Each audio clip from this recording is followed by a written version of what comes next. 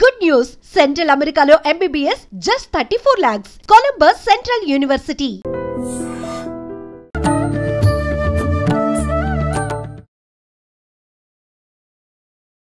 నమస్కారం, welcome to I dream. ధర్మ మార్గం విత్ విజిత కార్యక్రమానికి స్వాగతం. ప్రస్తుతం మనతో పాటు ఉన్నారు ప్రముఖ జ్యోతిష్య వాస్తు పండితులు, లలిత ఉపాసకులు శ్రీ శ్రీ శ్రీ నానాజీ పట్నాయక్ గారు. ఇప్పుడు గురుగారితో మాట్లాడదాం. నమస్కారం గురుగారు. శ్రీమాత్రే నమః. గురుగారు, ఈ జూలై మాసంలో శని వక్రగతి చెందుతున్నాడని చెప్పి వింటున్నాము. ఇది వాస్తవమా? అంటే మనం కొన్ని గ్రహాల మార్పుల వల్ల రకరకాల ఇబ్బందులు జరుగుతుండడము అనేది మనం చూస్తూ వస్తున్నాం ఇప్పటి వరకు కూడా. మరి ఈ శని వక్రగతి వల్ల ఎవరికైనా లాభం పొందే అవకాశం ఉందా? ఎవరైనా ఇబ్బందులు పడే అవకాశం ఉందా? ఉంటే వాటి నుంచి బయటపడే అవకాశం ఉందా? తెలియజేయండి. ఉండండి. కామన్గా ఏంటంటే శని, గురువు మరియు కుజుడు ఈ మూడు గ్రహాలు కూడా తనున్న ప్లేస్ నుంచి, అంటే ఇప్పుడు శని ఎగ్జాంపుల్ మనకి మీన రాశిలో ఉన్నాడు, అక్కడ నుంచి 5వ రాశి అంటే కర్కాటకంలో రవి సంచారం జరిగేటప్పుడు అక్కడి నుంచి అంటే ఆల్మోస్ట్ కర్కాటకం అంటే దాన్ని ఒక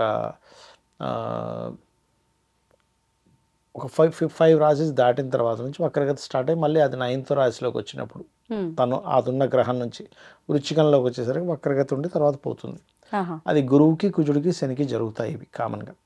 బుధ శుక్రులు ఏంటంటే సర్వసాధారణంగా అది ఉండే డిస్టెన్స్ని బట్టి ముందో వెనకో వక్రిస్తాయి. రవిచంద్రులు అయితే ఎప్పుడు వక్రించరు. రాహుకేతువులు ఛాయాగ్రహాలు కాబట్టి ఎప్పుడు రిట్రోలోనే తిరుగుతుంటాయి.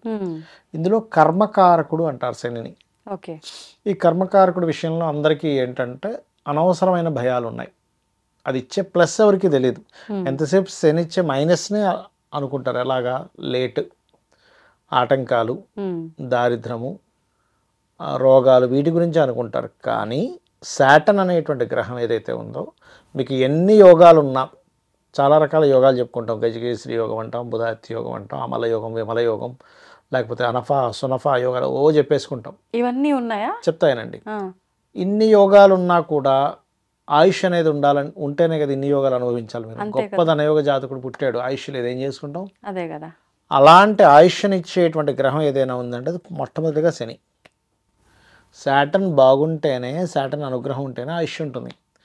అదర్వైజ్ నో ఆయుష్ మనిషికి. దీర్ఘాయుద్ధాయం. అందుకే చూడండి, ఎవరికైనా జాతకంలో అష్టమంలో శని ఉన్నాడా దీర్ఘాయుద్ధాయం అంటారు. అష్టమ శని దీర్ఘాయుద్ధాయాన్ని ఇస్తాడు. సో మొట్టమొదటిగా మనం తెలుసుకోవాల్సిన ప్లస్ పాయింట్స్ ఏంటి శాటర్న్ అంటే? ఆయుష్. తనకు వచ్చిన పోర్ట్ఫోలియోస్ ఏమిటి ఆస్ట్రాలజీలో? Natural 10th and natural 11th lord. 10 అంటే ప్రొఫెషన్. ఎవరికైనా సక్రమంగా సకాలంలో ఒక 20 దాటగానే 20-25 25 ఏళ్ళ వయసులో ఆ వ్యక్తి సెటిల్ అయ్యాడంటే శాటర్న్ వల్లే సెటిల్ అవుతాడు. బిజినెస్లో అద్భుతమైన స్టేజ్కి వెళ్తున్నా అంటే శాటర్న్, మెర్క్యూరీ బాగుంటేనే వెళ్తాడు. ఎందుకంటే 11th లార్డ్ ఆయన, లాభాలు. కాబట్టి ఎంతసేపు దారిద్రం, అమ్మో శని పట్టుకుందా, వీటి శనిగాళ్ళ తగులుకున్నాడు, ఇవన్నీ చాలా పెద్ద దోషాలు అలా అనుకోవడం వల్ల. ఆయన పట్టుకోవడం ఏంటి? ఆయన ఇంకేం పని పట్టలేదా? మీరు చేసుకున్న కర్మ వల్ల శాటర్న్ ఆ పొజిషన్లో ఉండి ఆ కర్మను అనుభవిస్తున్నారు. ఆయన కేవలం కర్మకారకుడు మాత్రమే. ఆయనకేం పని కట్టుకుని మన మీద కోపమో, ద్వేషమో, ఇష్టమో ఏమీ ఉండవు. మీకు ఇచ్చే రిజల్ట్ ఏమి ఇవ్వాలో ఆయన అది ఇస్తూ ఉంటాడు. అది ప్రధానంగా గుర్తుపెట్టుకోవాలి. ఇక రెండవది ఏంటంటే, ఈ వక్రగతి అంటే శనేమి నిజంగా వెనక్కి తిరగడు. ఈ సర్క్యులేషన్లో మీరు యూట్యూబ్లో రిట్రో ప్లానెట్ ఎలా అవుతుంది అని ఒక టైప్ చేసి కొడితే యానిమేషన్తో సహా ప్లానెట్ ముందుకే వెళ్తుంటుంది, వెనక్కి తిరగదు. కానీ ఈ సర్క్యులేషన్ వల్ల అది వెనక్కి చూపు పడుతూ ఉంటుంది. సోలార్ సిస్టంలో తిరిగేటువంటి గ్రహాల వల్ల ఆ పొజిషన్ అట్లా వస్తూ ఉంటుంది. సో శాటర్న్ సక్రమంగానే వెళ్ళినప్పుడు దాన్ని వక్రగతి అని ఎందుకు అన్నారు? అంటే అది దృష్టి అలా వెనక రాసుల మీద పడుతూ ఉంటుందని వక్రగతి అంటారు. తిరుగుతున్నటువంటి గ్రహం ఏది వెనక్కేం తిరగదు, దాని దృష్టి వెనక రాసుల మీద పడుతుంది అనమాట ఆ సర్క్యులేషన్ లో. ఇప్పుడు ఒక్కొక్క రాశి వాళ్ళకి ఒక్కొక్క ఫలితం ఉంటుంది. ముందుగా మనం మేషం చూసుకుంటే కనుక ఇప్పుడు ఆల్రెడీ వాళ్ళకి 12వ స్థానంలో ఉన్నాడు. ఇప్పుడు ఏం చెప్తారంటే 12లో ఏలినాటి శని ప్రారంభమైంది కాబట్టి అయ్యా మీరు ఇన్వెస్ట్మెంట్ చేసేటప్పుడు జాగ్రత్తగా ఉండండి అంటాం. ఈ వక్రగతి వల్ల ఏలినాటి శని ప్రభావం తగ్గుతుంది మేషం వారికి. అలాగే ఈ వక్రగతి వల్ల ఏదైనా కొత్త పరిచయాలు ఏర్పడడం, కొన్ని అగ్రిమెంట్స్ ఏర్పడడం, ఇట్లాంటివన్నీ కూడా జరుగుతాయి. ఇక వృషభం వారికి కనుక చూసుకుంటే వీళ్ళకి ఏంటంటే లాభస్థానంలో ఉన్న శని మంచివాడు, అది మరి వక్రించాడు కదా అంటే వీళ్ళు వ్యాపారం ఒకటే కాకుండా ఉద్యోగం కూడా చేయాలనే ఆలోచనలు కలిగి దాని వైపు వెళ్తూ ఉంటారు. వృషభం వారికి ధనయోగాన్ని ఇస్తాడు ఓకే. శని లాభంలో ఉండి వక్రించినప్పుడు. సో ఫైనాన్షియల్ గ్రోత్ ఉంటుంది. వ్యాపారం ఒకటే కాకుండా ఉద్యోగంలోకి వెళ్తారు. ఉద్యోగంలో కొంత స్ట్రెస్ కూడా ఉంటుంది. ఓకే. ఓకే. ఇక మిథునం వారికి కనుక చూసుకుంటే ఉద్యోగరీత్యా ఉన్న ప్రదేశం నుంచి వేరే ప్రాంతాలకు వెళ్తే లైఫ్ అనేటువంటిది బాగుంటుంది. కొంత లైఫ్లో కొన్ని ఒడిదుడుకులు చూడడం వల్ల కొంత స్ట్రాంగ్ కూడా అవుతారు. అంటే బాగున్నప్పటికీ ఉన్న దగ్గర ఇంకో దగ్గర వెళ్తే ఇంకో దగ్గరికి వెళ్తారు. ఇంకొక అంటే ఉన్న ప్లేస్లో వెతుక్కుంటూ కూర్చుంటే రాదు ఇప్పుడు ఉద్యోగం వీళ్ళకి. ఇతర ప్రాంతాలకు వెళ్తేనే కొంతమంది చూడండి ఇక్కడ ఉన్నారు, హైదరాబాద్లో ఎంతకాలం వెతికినా అవ్వట్లేదు, బెంగళూరు వెళ్తాడు, ఢిల్లీ వెళ్తాడు, బాంబే వెళ్తాడు. అట్లా వేరే ప్రాంతానికి వెళ్తే వాళ్ళ పర్సనల్ చార్ట్లో కూడా వారికి గనక ఈ రకంగా ఇంకో ప్రాంతానికి వెళ్తే సక్సెస్ అవుతారని ఉంటే 9-10 కనెక్టివిటీ 12-10 కనెక్టివిటీస్ అని ఉంటాయి. అలా ఉన్నప్పుడు వీళ్ళు ఖచ్చితంగా ఇంకో ప్రాంతానికి షిఫ్ట్ అవ్వడం వల్ల మాత్రమే వీళ్ళు సక్సెస్ అవుతారు. ఓకే. అలాగే కర్కాటకం వారికి ఇప్పుడు ఆల్రెడీ మొన్న 2 నెలల క్రితం వరకు కూడా అమ్మయ్య అష్టమశని అయిపోయింది అనుకుంది, మళ్ళీ వెనక్కి వస్తుంది అష్టమశని. అష్టమశని వచ్చినప్పుడు ఏమవుతుందంటే సర్వసాధారణంగా నిందలు లేట్ అవ్వడం జరుగుతూ ఉంటాయి. అంతకు మించి మరొకటి ఏం కాదు. ఎక్కువ నిందలు కొత్త ఇన్వెస్ట్మెంట్స్ కూడా చేస్తారు అష్టమశనిలో, కొంచెం చూసుకొని చేయాలి. విదేశీ యోగం కూడా ఇస్తాడు కర్కాటక లగ్నానికి వక్రించిన శని. ఓకే. ఓకే. అలాగే ఎందుకంటే ఇక్కడ సప్తమాధిపతి అష్టమాధిపతి శని రాహుతో కనెక్ట్ అవుతున్నాడు. ఇక సింహం వారికి కనుక చూసుకుంటే ఇక్కడ అష్టమశని ఉన్నది క్యాన్సిల్ అవుతుంది. ఇక్కడ వీరి కర్కాటకం వారికి ఏమో అష్టమశనిలోకి వెళ్తుంది, అష్టమశని ఉన్నటువంటి రెట్రోలో వెనక్కి వెళ్ళిపోతుంది. కాకపోతే లగ్నంలో కేతు ఉన్నాడు వీళ్ళకి, సప్తమంలో రాహు ఉండి శని వచ్చి ఎప్పుడైతే కలుస్తున్నాడో ఇది ఇచ్చేటువంటి రిజల్ట్ ఏమిటి అంటే ఇక్కడ పర్టికులర్గా కొంచెం వివాహము, జీవిత భాగస్వామితోని లేకపోతే పార్ట్నర్స్తోని కొంత జాగ్రత్త వహించాలి. ఇది ప్రధానంగా చూసుకోవాల్సినటువంటి అంశం. ఇక మరొక విషయం ఏంటంటే ఇక్కడ ఈ కన్యవారికి చూసుకుంటే అయితే వ్యాపార లాభాలు కూడా పెరుగుతాయి సప్తమంలోకి రావడం వల్ల. ఇక కన్యావారికి కనుక చూసుకుంటే ఉద్యోగ అవకాశాలు వస్తాయి వీరికి.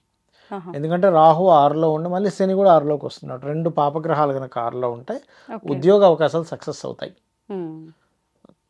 తులవారికి కనుక చూసుకున్నట్లయితే వీరికి కొంచెం ఈ నెక్స్ట్ మనకి రాబోయేది గ్రహణం కూడా వస్తుంది. మనకి ఇంకొక 2 నెల రోజులు, నెల 15 రోజులు ఉందిలేండి. ఆల్మోస్ట్ సెప్టెంబర్లో వస్తుంది. ఆ సెప్టెంబర్లో శని వక్రగతిలో ఉండడం వల్ల గ్రహణం అక్కడ కుంభరాశిలో పడడం వల్ల వీళ్ళకి తులవారి కుంభం పంచమం అవుతుంది కాబట్టి గర్భవతులు కొంత జాగ్రత్తగా ఉండాలి. కాకపోతే మనకి సంతానాన్ని విదేశాలకు పంపించడానికి యోగిస్తుంది అక్కడ. అంటే పంచమం అధిపతి 5లోకి వెళ్ళి 6లోకి వెళ్ళి 5ని చూస్తున్నాడు కాబట్టి అలా. ఓకే. ఇక వృశ్చికం వారికి కనుక చూసుకుంటే వీరికి కూడా గతంలో ఏదైతే అర్ధాష్టమి శని ఉండేదో అది క్లియర్ అయిపోయింది అని అనుకున్నది కాస్త మరలా అర్ధాష్టమి శనిలోకి వస్తుంది కాబట్టి వీళ్ళు ఏదైనా ప్రాపర్టీస్ తీసుకోవడము, వెహికల్స్ తీసుకోవడము, కన్స్ట్రక్షన్ చేయడము, ఇటువంటి విషయాల పట్ల కాస్త జాగ్రత్తగా ఉండాలి. చదువు విషయంలోని, తల్లిగారి ఆరోగ్యం విషయంలోని కొద్దిగా చూసుకుంటే సరిపోతుంది. ఓకే.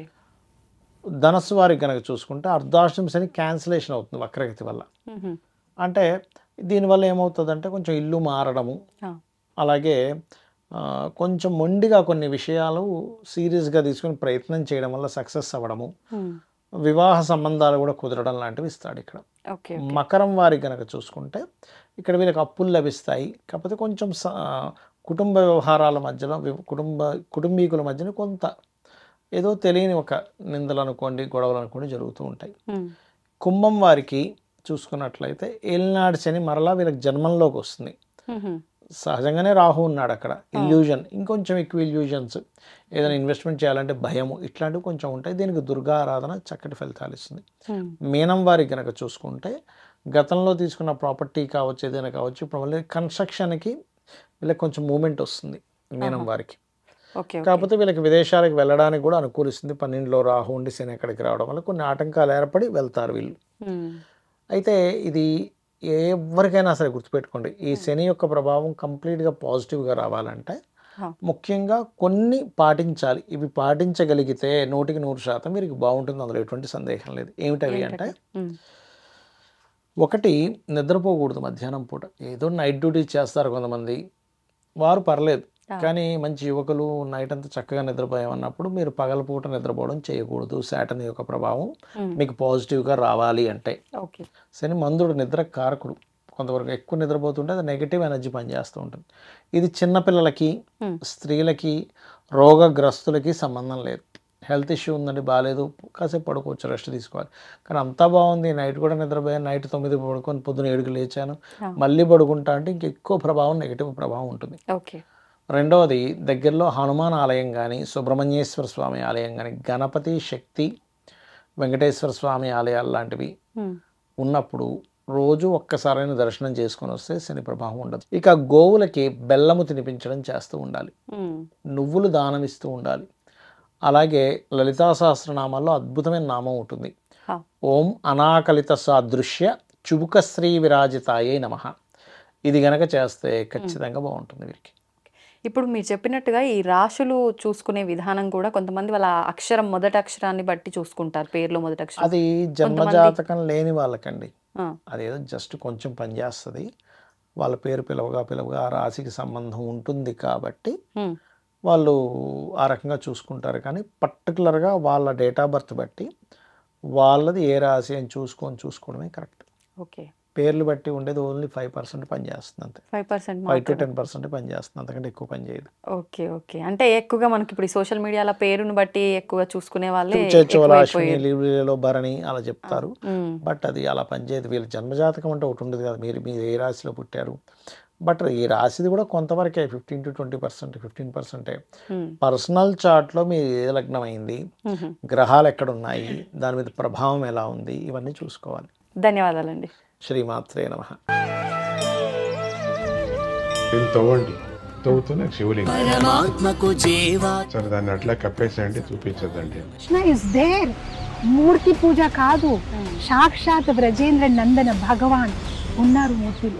ఏమీ ఆశించకుండా ఆరాధించే వాళ్ళు కూడా ఉన్నారా ప్రభుజీ? నిజమైన భక్తి అంటే మనకు తెలియదు కాబట్టి